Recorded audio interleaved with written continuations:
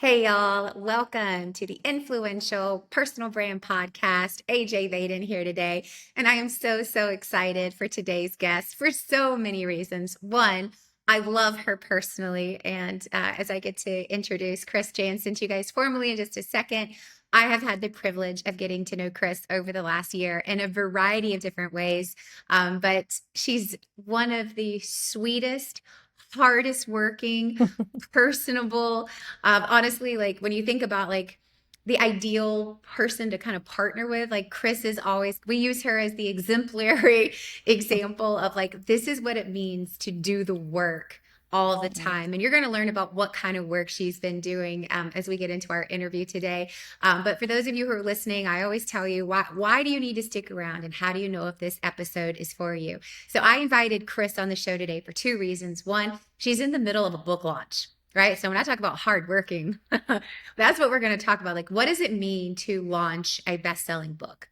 Not necessarily just the writing part, right? But the marketing, the selling, the promotion, all the work that goes into the words on the pages, but then getting books in hands of people. So if you are an aspiring author, you are an author in process of writing a book, you are just in the process of selling your book, you're in a book launch, or man, you're just curious of what it would be like to do that one day, then this is an episode for you. This is a custom tailored episode for the authors and aspiring authors in our audience. Secondarily, though, we're going to actually talk about the contents of her book, which I think is just a really important topic. And Chris's upcoming book is called Grace Yourself. And without getting too much into the contents of the book right now, let's just say that it's a great reflection of a lot of people are talking about dry January as we're in January 2025 at the recording of this episode. And so we're going to talk about what it means to be sober curious and Chris's journey on that path. So that is who this episode is for. Now, let me formally introduce you to Chris so we can get to our interview, which is the best part. Chris Janssen is a leading results coach in performance and mindset. She's a best-selling author who's worked with hundreds of sought-after creators, entrepreneurs, soldiers, small business owners. She has been taught by and has worked with Tony Robbins on his team of results coaches. She's a board-certified coach with a master's in counseling psychology with more than 20 years of experience. Chris, welcome to the show. Thanks, AJ. I have the biggest smile on my face because it's so fun to be here with you. Yes. This is going to be an amazing episode for so many reasons.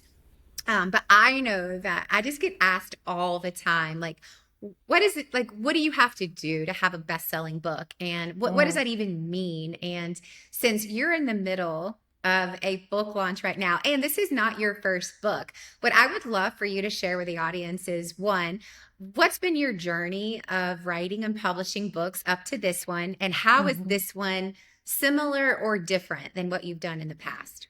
That's such a good question. Yeah, because people ask a lot, what do I have to do to write a book? And there's so much to know. And I'm a good person to ask because the first book I self-published. And no regrets, I did learn a lot of what I wanted to do differently the second time, though. And so I kind of thought, like a lot of authors, I hear this a lot, that I would write a great book. I had a great editor. I had help. I knew what I was doing. I'm really proud of it. It's a really good book. It's a coaching book. But I thought, let's self-publish. We'll put it out there so people can start reading it. I did none of the prep, right? I didn't have the audience ahead of time. I didn't think about lists. I just thought all that came after, that if you write a book, then people start calling you. Did they? They did, not like I thought though, but they did. I was asked in small things, I was asked to speak at church. I was asked to I did things that were very fun. And really, though, I did write that book for my clients because I wanted a tool. And I think that's a great reason to write a book is who are you writing it for? So every word of that book, I knew who I was writing to and I wrote it to my clients. And it's a very handy tool. The second time, I would say, call brand builders. I called brand builders because, I've heard you talking about best-selling books. And by that time, I knew I had missed the window to make bestseller lists. So now I am full of information of what to do different. I am still doing it a little bit backwards where I'm writing the second book and I don't have a huge audience. I have a thriving coaching business. Um, so I have kind of doubled up on the PR side where I'm using the bestseller launch plan strategy. And then I'm also using a little bit of PR to get me on more stages, right? Because I didn't have that element. And that's been phenomenal. I mean, it's like the butterfly effect. It just, people tell people tell people, and then the message gets to get in the hands of the people, because not everyone wants to read a coaching book or a book on sobriety. And then when you have these specific audiences, though, those are the people who are looking for that material, and they tell the other people looking for that material. Yeah. So it's been great this Well, time around.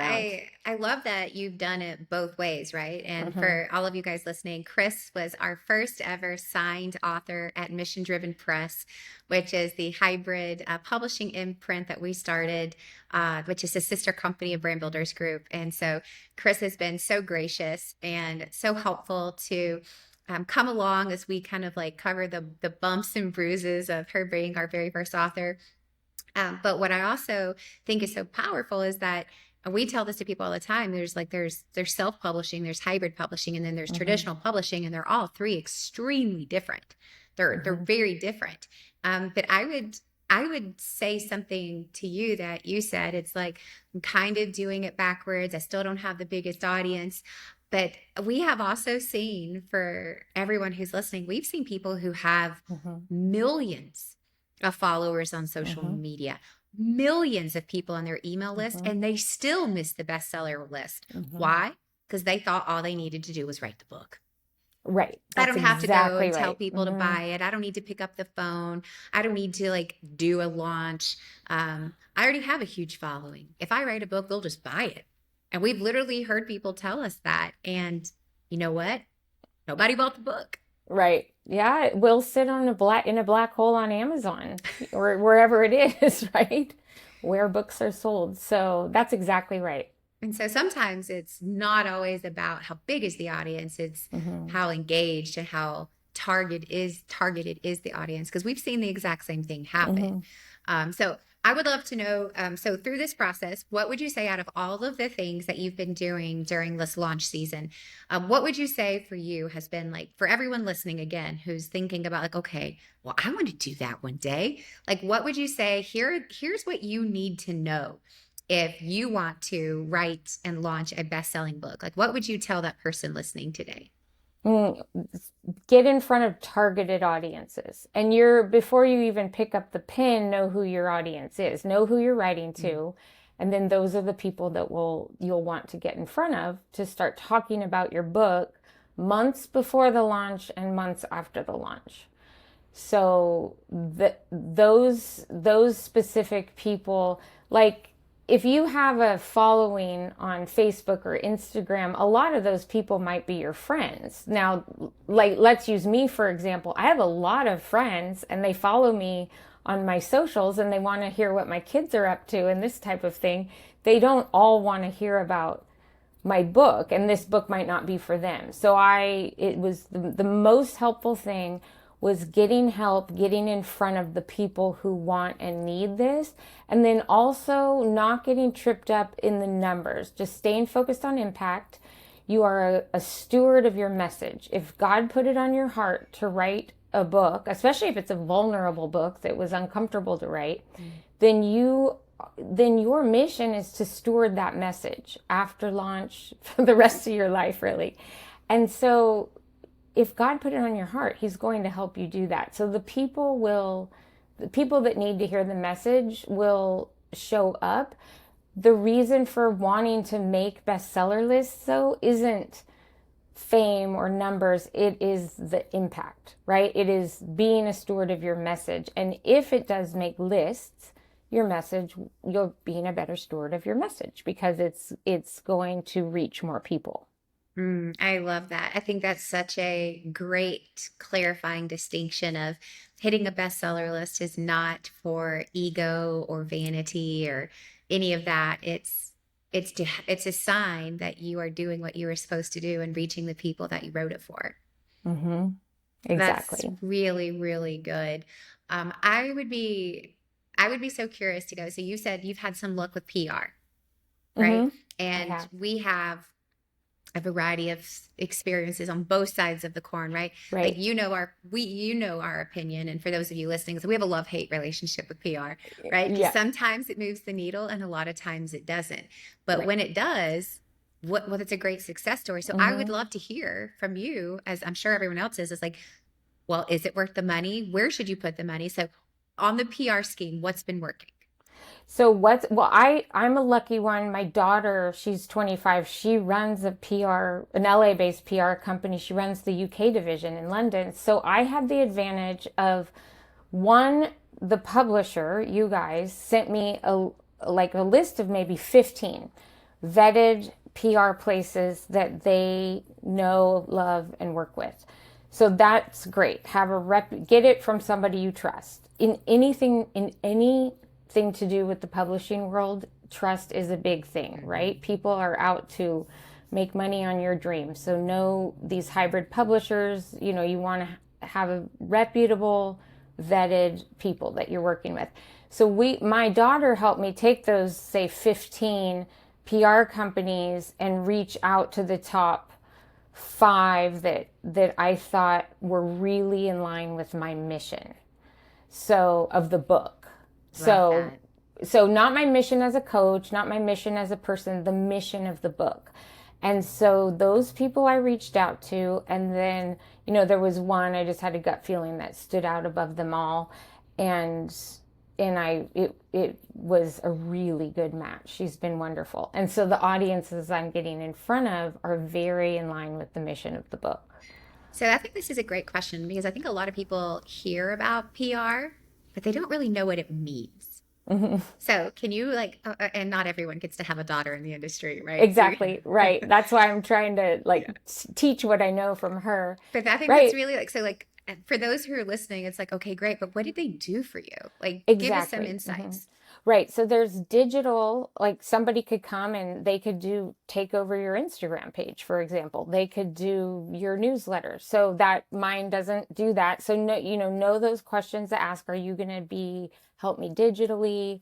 What are you helping me? And then are you helping me get on podcasts, TV shows, writing news article, for example? Mine were really, I was on a TV show this morning, but she's helping me with uh, mostly podcasts and then also know the trend. It needs to be what the trends change every 6 months. So it has to be what's helping people make bestseller lists that month. Mm-hmm. And then um, she had an idea to get me in front of, because I love writing, to get me in front of people that would run articles that I write. So I'm writing some articles for different publications, and then you get to talk about the book, and it tells you where to buy the book.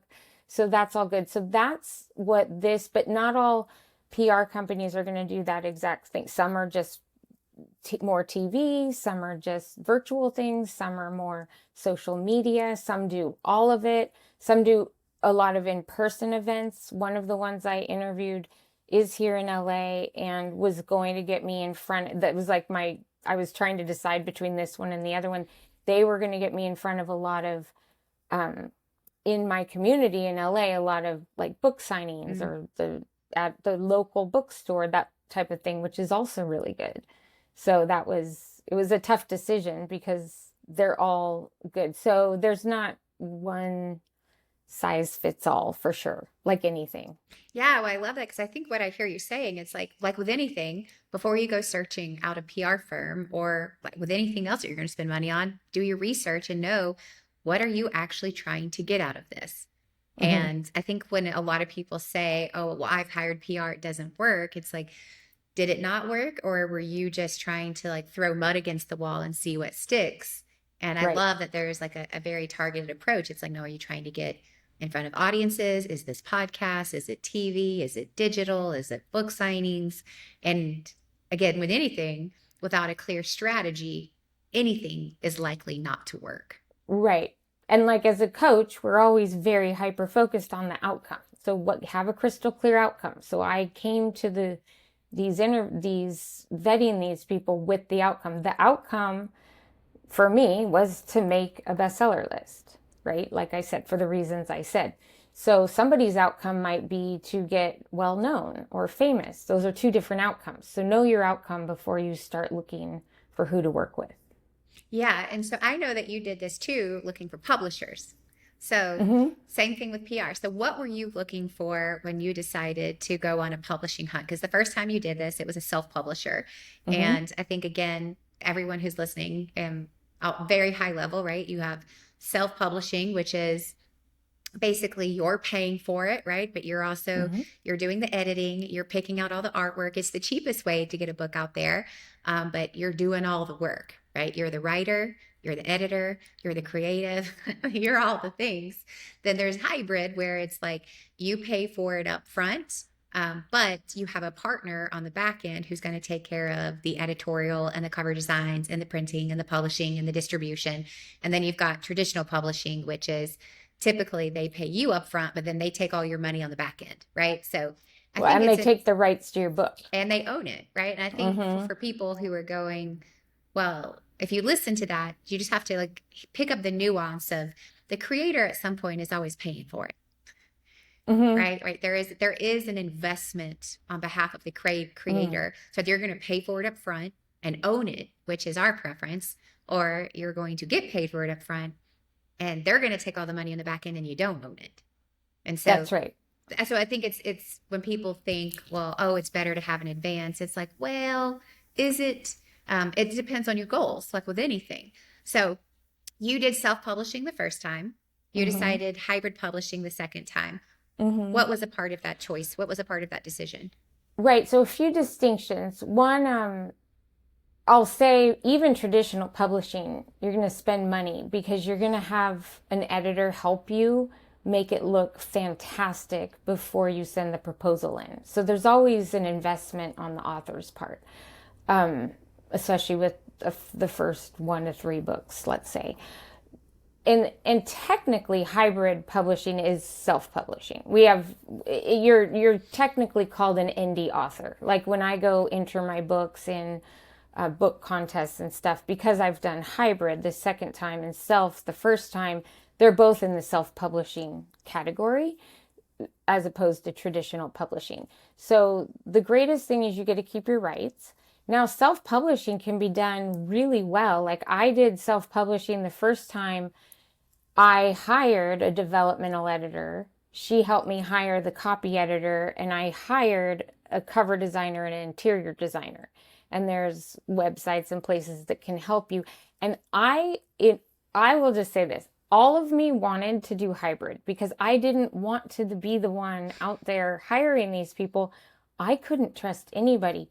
Mm. People need to know there's not every hybrid publisher is trustworthy, right? There's vanity publishers. Some of them will even take the rights, if you can believe it, and take a lot of royalties too. And so that is why I kept coming back to the self-publishing with the first one. And then when I met brand builders, I thought, okay, well, I'm working with them. I already know and trust them.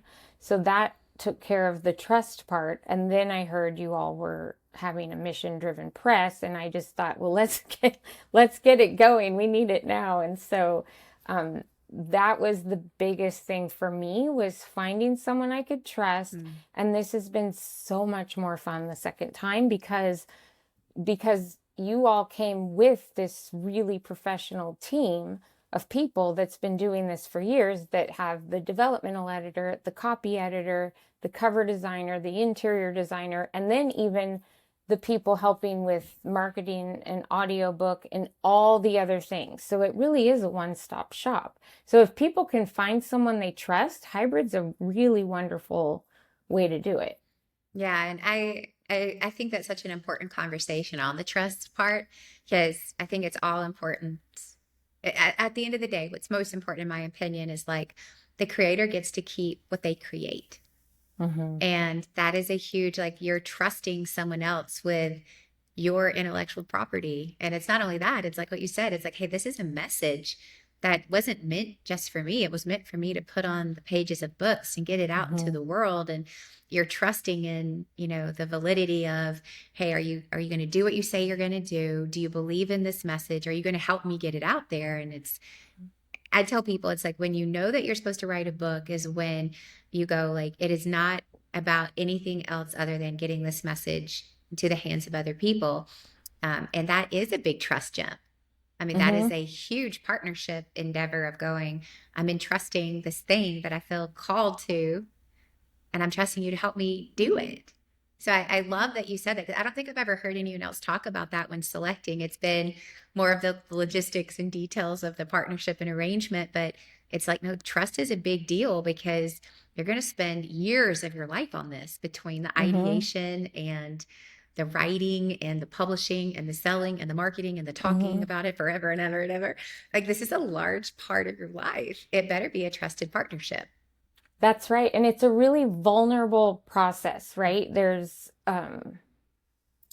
I don't get hit with a ton of rejection and criticism. It is vulnerable though. So you want to be around people that make your nervous system calm, Mm. that you want to be around people that have your back, right? And so there are some, like your team is fantastic.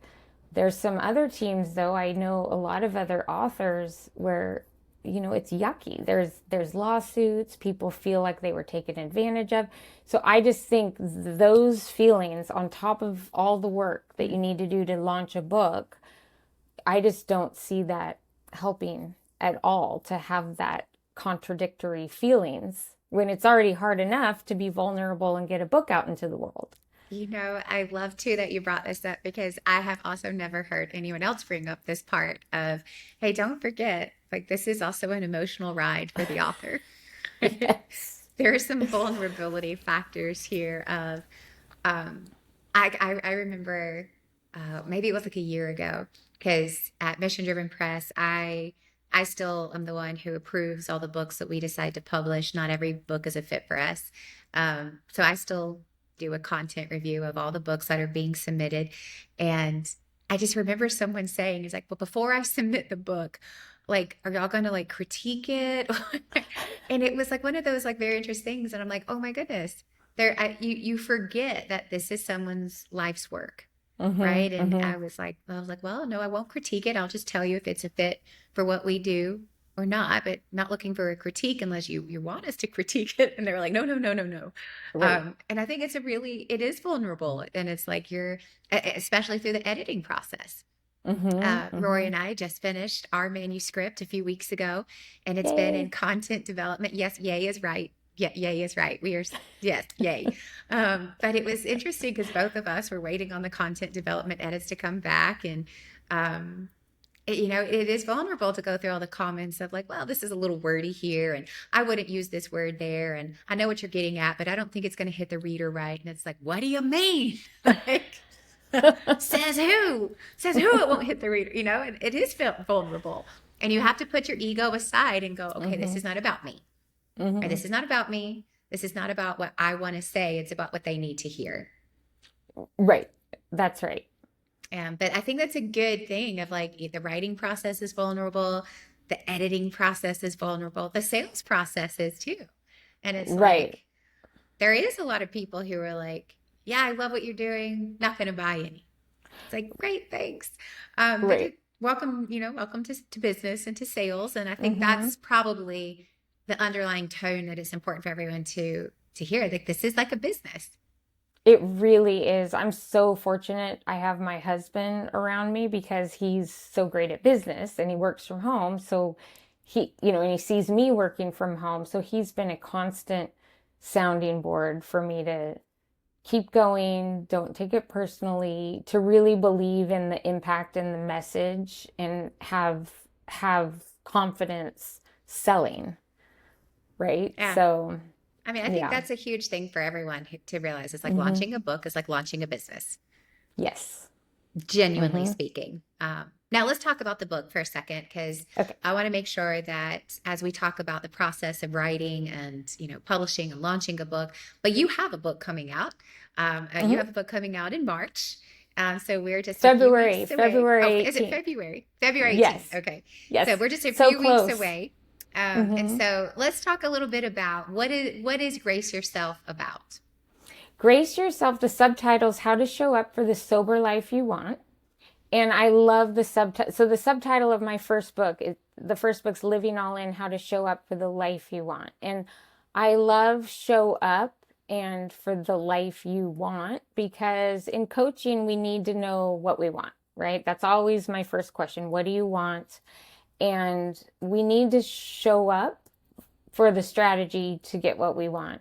Showing up's easy when it's easy, and we need to show up when it's not easy.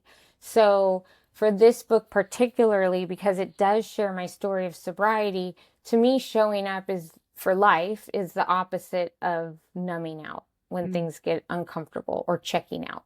And we can check out or numb in small ways and big ways, and it doesn't need to be alcohol. It can be all kinds of things. We all can think of ways. I mean, it could even be biting our nails, right? There's just things that we do to check out or not show up. And I'm writing this to let people know, here's my story, but I'm using this story to couple it with my coaching tools to show you, you don't need to be afraid. You can show up for life. And here's all these tools to help you do that. So someone doesn't need to be even in an active addiction, and it doesn't even need to be alcohol for this book to be beneficial, because you're going to take whatever that thing is, and these tools will help. They'll help take the shame off, get it out of the darkness, let you know you're not alone, let you know there's millions of people struggling with the same thing. We're not unique. We don't, we're not special.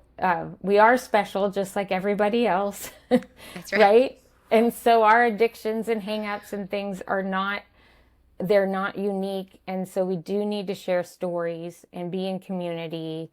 And it's a very practical book that walks people through this, holds your hand and says, here are the questions to ask yourself to get unstuck. I love that. What does the title Grace Yourself, like where did that come from? So I love this title. To me, since I'm a person of faith, to me it's God's grace, and that's unmerited favor. And I explain in the book how, to me, what I've seen with people that fall into negative patterns and addictions, a lot of us have control issues. Because in essence, we're controlling our state. We're looking to control the way we feel, or control not feeling a way we don't want to feel. And we do that, like I said, with lots of different ways. And so since grace from God is unmerited favor, it means I don't get to control whether I receive it or not. And so as a person, as a young woman who struggled with perfectionism and rigid thinking and really, high achiever, I have to control everything, I did not understand grace as a young person, because I thought I had to control everything I earned. I'll tell you what I'm worth. I'll tell you if I deserve it or not. The concept that something's free, even if I don't deserve it, just didn't compute with me. So I go through that in the book, and what I really want people to know is they're worthy no matter what. You're worthy, and you get grace even though we don't deserve it. You're worthy if you're addicted. You don't have to get clean to take a bath. You're already valuable and worthy, right? So we can start from wherever we are right now. And that is where the Grace Yourself came from, is understanding that unmerited favor, and letting go of needing to be in control of our own worth. I love that. And I think it's so applicable to the story of sobriety. I've had so many people share that, hey, it's like, I started with, hey, I'm just going to do a week. And then they were like, well, maybe I can do a month. And if I don't make it though, and it was so interesting. It's like, there is a little grace of, it's like it's okay to fall off and it's okay to get back on. But Mm-hmm. I feel like there's a growing trend Mm-hmm. people who are sober curious and sobriety. And as you know, I live in Nashville, Tennessee, and I'd say like one of the biggest trends in Nashville right now are zero proof bars. Mm-hmm. There's like a zero proof, I don't even know what you call it. It's not a liquor store, but it's a zero proof liquor store. There's Right. all We these, have that. Mm-hmm. yeah, but it's like Yeah. their entire stores of everything is zero Mm-hmm. proof. There's all these new bars, and every menu now has some sort of zero Mm. proof wine or drink or whatever. Um, and it wasn't that way even a year ago. Like No. this is a very big growing trend. And I'm just one, so this book is like right on par with a lot of the things that Mm-hmm. people are talking about. And I have a lot of friends who are sober, have been sober. My husband Rory, he's sober 8 years. I'm sober almost 2 years, Yay. and I don't know if you have noticed this because you walk in this life as well. Like, what have you noticed in terms of why now? Like, is is it not just now, or is it just because people are on social media talking about it now? But there seems to be more of a growing public, like, no, like we're accommodating this, like we're promoting this that didn't exist before. Why do you think that is? Well, I think it's like cigarettes, right? We all, if we remember back then, we all used to smoke, and Mm, then over time, the knowledge, right? We became educated that these were killing us. And there's a lot of content out there right now that alcohol is a toxic poison. And now we have the facts. Where remember they used to say, a cup of red wine a day good is for good for your you. health, right? Yeah. Well, so is grape juice and eating blueberries because it has antioxidants, right? So it's misinformation. So I think that's part of it. It is interesting to me though because I got sober out of necessity in 2007, and I tell this story in the book where it we didn't have sober curious, we didn't have mocktails. No, you were weird if you didn't drink. It was no like, and you were alcoholic. I do identify as alcoholic. I do go into detail in that in the book and explain there's no regarding labels. Use what label works for you. It energizes me because to me it was a solution to something that I was trying to quit on my own. Like Mm, I walked into a meeting, heard there's this thing called alcoholism, and there's all these beautiful women in the meeting that just beautiful humans that like, yeah, we're alcoholic too, and there's a solution, and it's not your fault. It's like an allergy, and you never have to have another drink again. That for me took all the shame off my shoulders. It changed the narrative mm, from I'm a monster because I can't stop drinking to I'm worthy of sobriety and recovery because I can't stop drinking. So it's so much easier now for people. I do touch on this in the book. I think that it's important if you're like me, where you kind of, because alcohol is a progressive condition, which means the more you drink, you don't build up a tolerance and get better at it. You get worse at it. And if you quit drinking for a certain amount of years and then pick it up again, you're going to be worse off than when you started. Just age does that. So mm, that's a medical fact. It's a progressive condition. So some people, we say in recovery, you can't you've been pickled, so you can't go back to being a cucumber. Even if mm. you quit drinking 30 years and then decide to try it again, you can't go back to being a cucumber. So the book is really for people like me who got pickled, and we Mm. can't go back, and we do have a stigma. Like it really messed with us, it messed with our self-worth. We dealt with shame and guilt, and I am all for any recovery movement. I love that people are sober curious, that we have mocktails, that people are going alcohol free. And for these people, a lot of my friends and clients are doing this, and it's wonderful. I don't think those people all need a support community or recovery community, if that makes sense.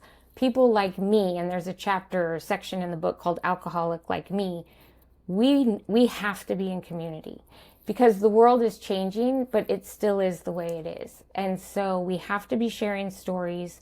We can't do it alone, and we need to stay in community so we don't our forgetter doesn't forget and start thinking that we are like these other people that can just quit for health reasons. Some of us just can't. And so I do make that distinction in the book. And I also say in the book, look, don't diss anybody if they want to call themselves an alcoholic, if they want to go to AA or don't want to go to AA. Let's not get hung up on these things. Recovery, sobriety, health, it's all a win.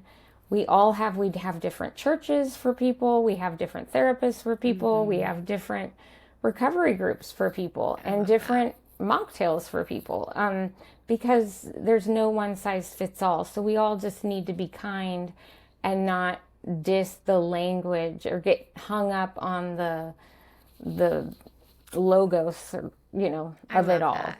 I think that's really important because I think that's a great distinction. It's some people do it for health reasons. Some people do it because it's a necessity, right? It's a life-saving choice they have to make. There's a lot of different reasons why people are making these choices.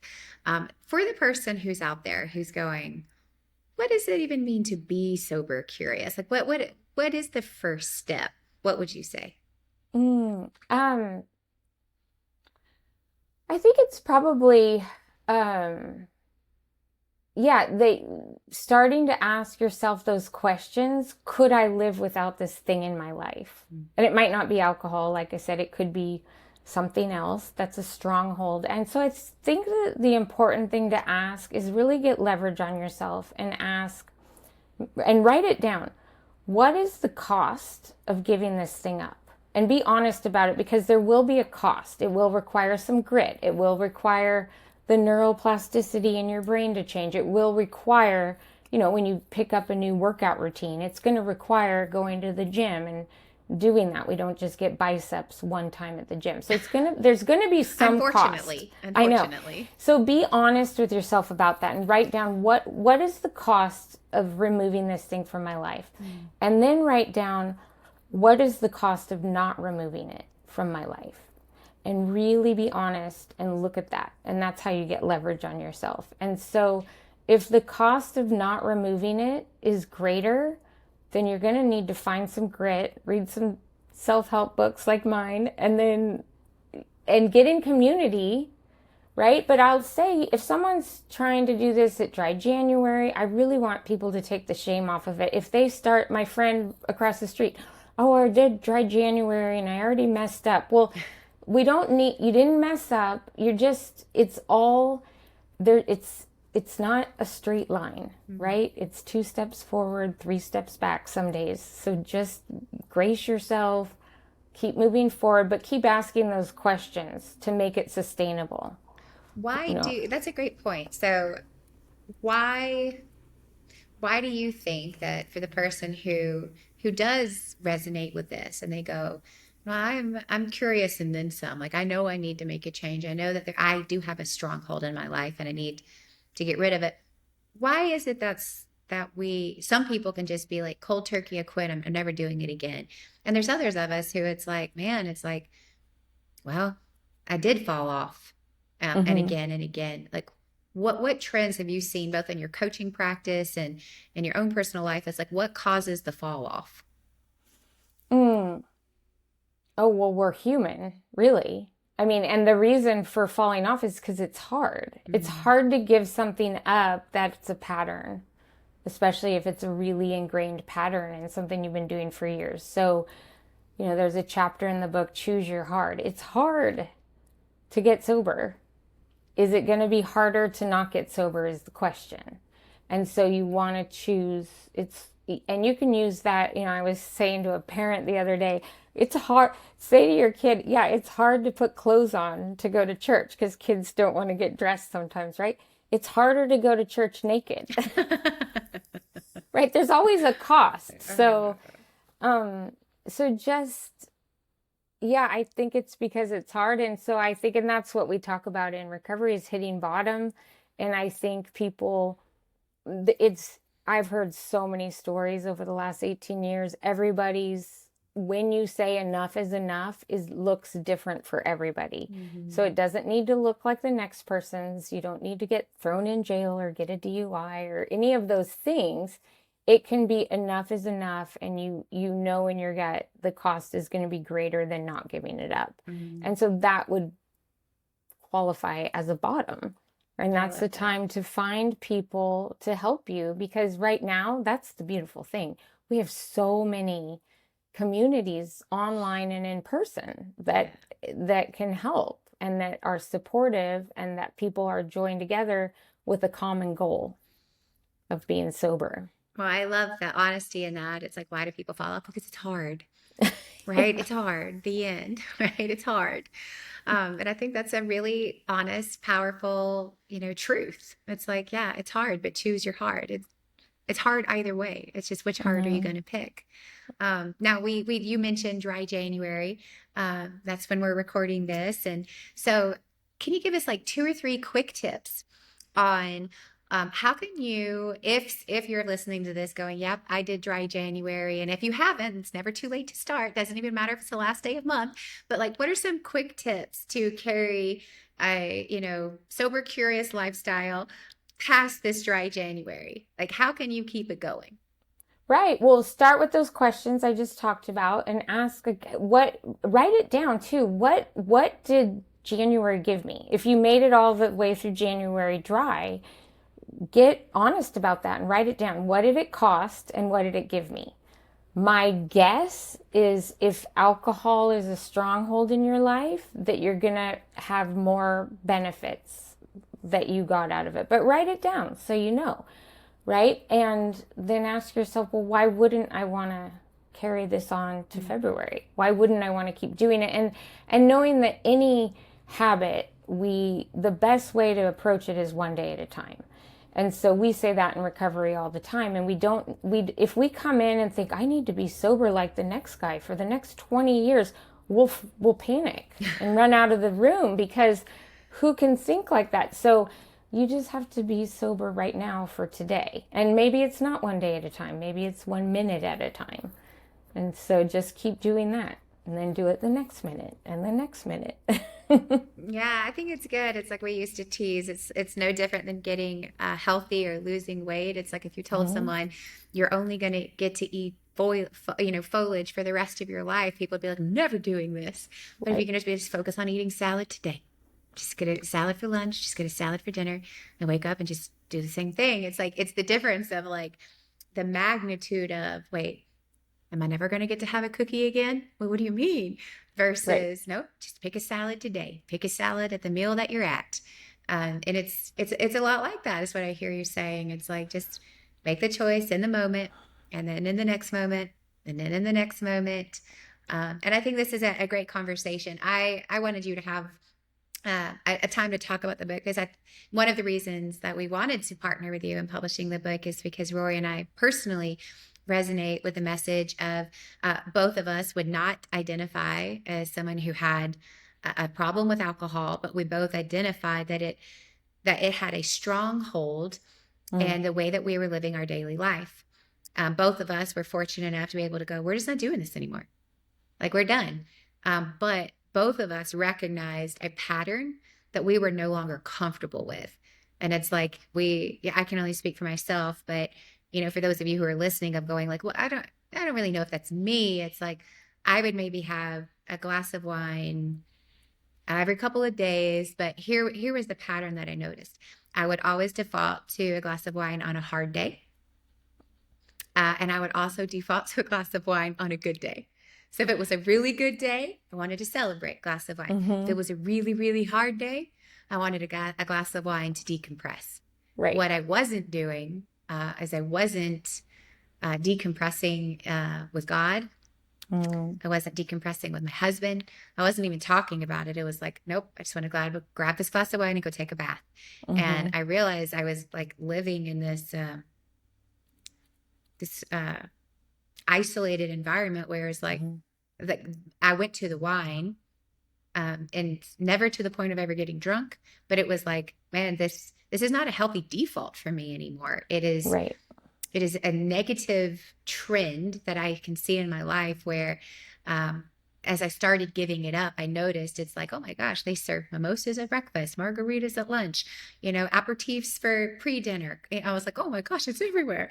And it was never so recognizable of like, oh man, the accessibility Right. is what had created some of the problem of it. Was there when you celebrate, it's there when it's a hard day, it's there at the sporting event, it's at the adults table at the kids party. And it was like, it wasn't until I just said I can't have it, it's a hard no, Right. that I could actually even set limits for myself. Right. Yes. I mean, happy, sad, mad, or glad. That's how we drink. That's a saying too. It it it when you start thinking of it as, because you had mentioned it's hard to give it up, right? And when we start changing our language to what am I going to gain? Like we're gaining all this other stuff. We're gaining sobriety. And yes, we're giving something up, but like you just said, it's if we think of it that we're giving something up, we'll even subconsciously we'll feel sorry for ourselves. We'll have a little pity party, and then that's really unfair to us because you're right. It's everywhere. It's at the kid's birthday party. It's at breakfast.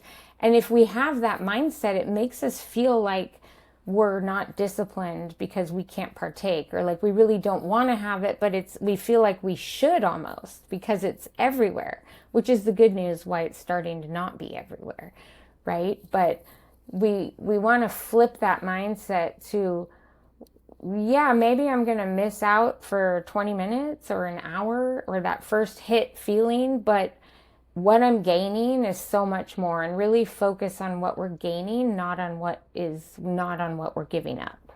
Yeah, I love that. And I can't repeat this enough. It's like it's gonna be hard either way. Choose your heart. Yeah. Yeah. I love that.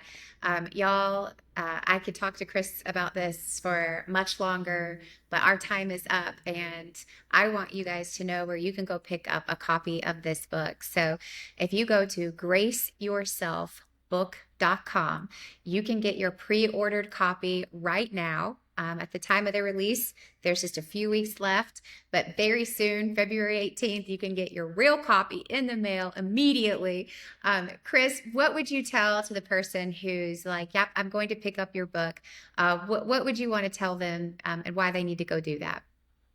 Well, first, thank you. And yeah, it's you're going to gain tools for that will just make you happier, really. Right? Like I said, it's really a book about what you're gaining, not on how to give up one thing. You're giving up one thing to gain everything. And if on the flip side, you could lose everything to hang on to that one thing. And that's not what we want. So this book will really reframe your mind to all the things that you're gaining and all the things that you want for your life. I love that. Again, y'all go check it out. Graceyourselfbook.com. Coming to bookstores everywhere, February 18th. Get your copy now. Chris, thank you so much. It was so awesome to have you on. And everyone else who's listening, stick around. The recap episode will be coming up next. We'll see you next time on The Influential Personal Brand. Thank you.